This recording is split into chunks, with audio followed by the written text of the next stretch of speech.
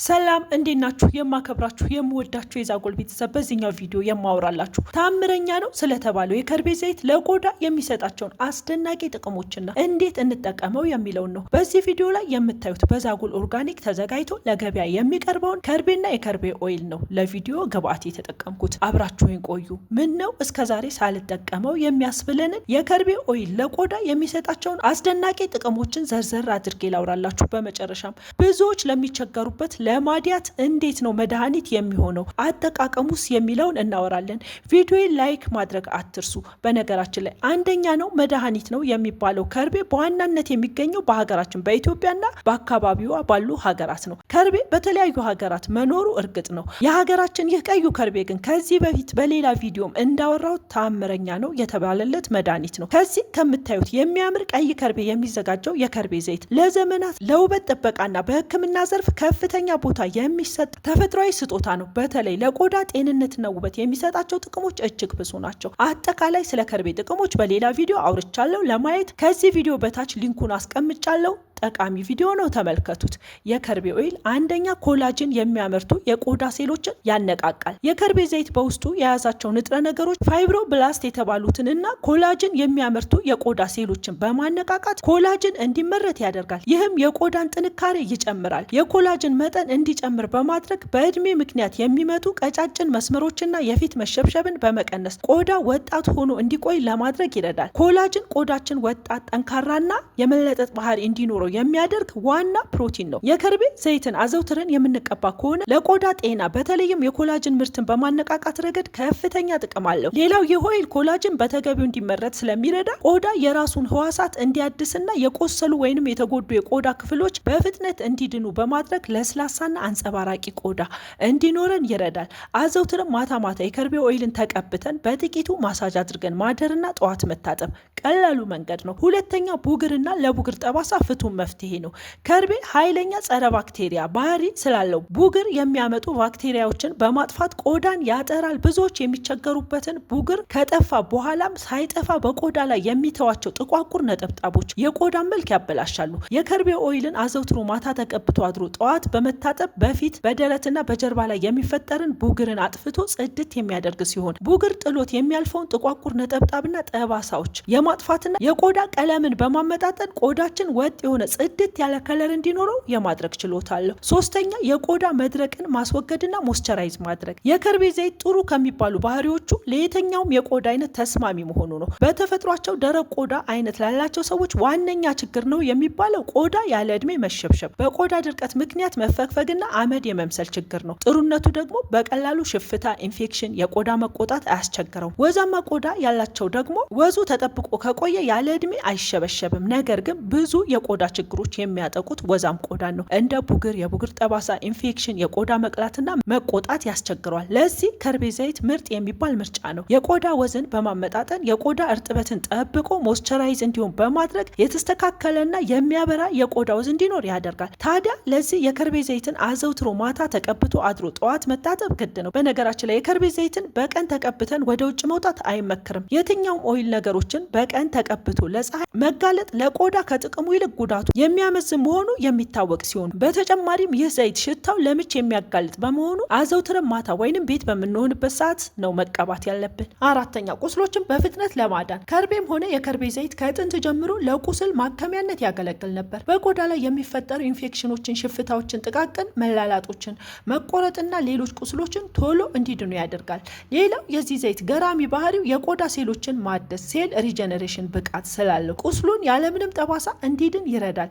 ልክ የቡግር ጠባሳን እንደሚያጠፋ ሁሉ ማለት ነው። አምስተኛ የቆዳ እርጅናንና መሸብሸብን መከላከል አንቲ ኤጂንግ ባህሪ አለው። የከርቤ ዘይት በውስጡ ከፍተኛ የሆነ አንቲኦክሲደንት ይዘት አለው። ይህ ንጥረ ነገር በቆዳችን ላይ ያሉ ሴሎች በቀላሉ እንዳይጎዱ፣ እንዳያረጁ፣ እንዳይሞቱና የቆዳ የመሸብሸብ ምልክቶች ያለ እድሜ እንዳይታዩ ደግሞ በእድሜ ከመታየት መዘግየት እንዲችሉ ያደርጋል። አዘውትሮ ማታ ማታ የከርቤ ዘይትን ተቀብቶ አድሮ ጠዋት መታጠብ ቆዳችን ወጣትነቱን ጠብቆ እንዲቆይና ጥብቅ እንዲል በማድረግ ረገድ ተወዳዳሪ የለውም ብለውለታል ባለሙያዎች።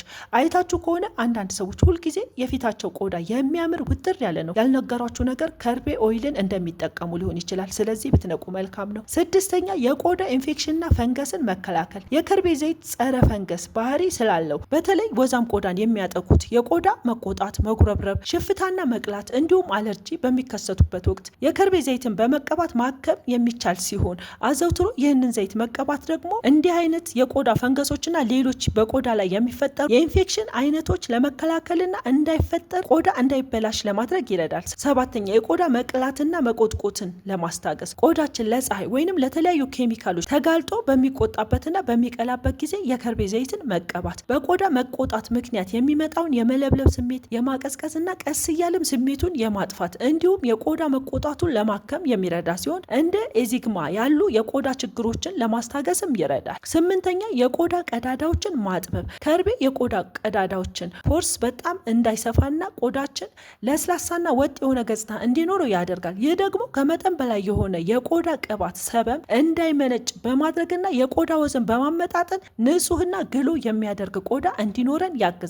ዘጠነኛ የከርቤ ኦይል ለማዲያት መፍትሄም ነው። የከርቤ ዘይት ዋና ባህሪው የቆዳ ቀለምን ያስተካክላል፣ ቆዳን ያድሳል፣ የሞቱ ህዋሳትን በአዲስ መተካትና በጉዳትና በማዲያት ጠቆር ያለ ቆዳን ማንጣት፣ አንቲ ኢንፍላማቶሪና አንቲ ኦክሲዳንት ባህሪ ያለው። አዘውትሮ የከርቤ ዘይትን መቀባት የሞቱ የቆዳ ሴሎችን በማስወገድ ቆዳ ራሱን እንዲተካና አዲስ የቆዳ ቀለም እንዲያወጣ ያደርጋል። ታዲያ ለብዙዎች አንዴ ከተፈጠረ ለመዳን የሚያስቸግረው በፀሐይም ሆነ በሆርሞን መዛባት ምክንያት የሚመጣን ማዲያትን አዘውትሮ ማታ ማታ የከርቤ ዘይት ተቀብቶ በትንሹ ቀስ እያሉ ማሳጅ ማድረግና አዝሮ ጠዋት መታጠብ ቀስ በቀስ ቆዳን በማደስ ማዲያቱ እንዲደበዝዝና እንዲጠፋ ያደርጋል። ይህንን ስናደርግ ቀን አብዝተን ለፀሐይ ባንጋለጥ ይመረጣል። የግድ ለፀሐይ የምንጋለጥ ከሆነ ሰንስክሪን ተቀብተን መውጣት ግድ ነው። አከታትለን ማታ ማታ ዘይቱን እየተቀባን ብንጠቀመው ማዲያትን በማጥፋት ጽድት ፍክት ያለ ቆዳ እንዲኖረ ለማድረግ ይረዳል። አስረኛ የተሰነጣጠቀ ተረከዝን ለማለስለስ ፍቱን ነው። የከርቤ ዘይትን ማታ ተረከዝን ተቀብቶ ማሳጅ ማድረግና ጠዋት መታጠብ በጥቂት ቀናት ውስጥ ገራሚ ለውጥ ያመጣል። ይህንን ዘይት መቀባት የደረቀና የተቆራረጠ ቆዳን በጥልቀት በማራስና በማለስለስ ሞይስቸራይዝ እንዲሆን ስለሚያደርገው ተረከዝን ለማለስለስ ወሳኝ ነው።